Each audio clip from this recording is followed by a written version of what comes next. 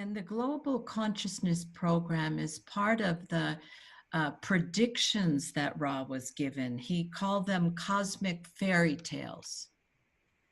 Глобалната програма за еволюцията на съзнанието са част от тъй наречените предсказания, които бяха дадени на Ра, и той ги наричаше космически приказки. So let's just enjoy listening to this fairy tale, okay? Така че нека просто да се насладиме, слушайки тази приказка. So the next slide,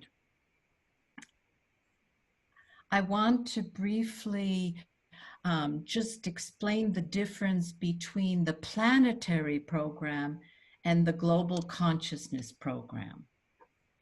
Всъщност това, което искам, е да обясня разликата между планетарната програма и програмата за еволюцията на съзнанието. The planetary program impacts each of us directly and indirectly. Планетарната програма оказва влияние на всеки един от нас по директен и по индиректен начин.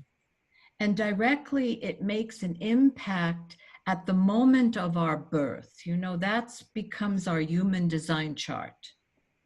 Директният начин, по който оказва влияние, е в мига на нашето раждане, и това се проявява под картата, която ние познаваме като Human Design карта.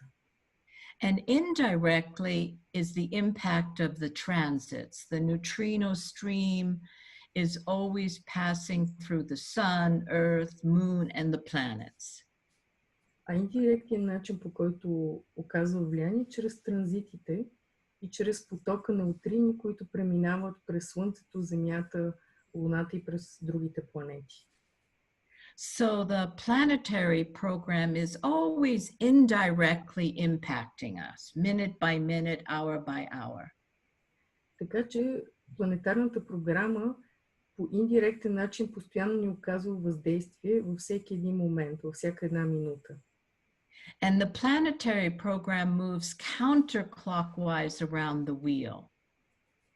И тази планетарна програма, тя се движи обратно на часовниковата стрелка, когато разглеждаме колелото. So all the planets, the sun and the earth move in this way, and only the nodes of the moon move clockwise.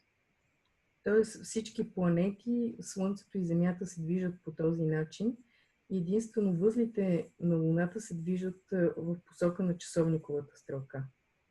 So the planetary program moves from line 1 to line 6 of each gate, and only in a retrograde circumstance does it move backwards.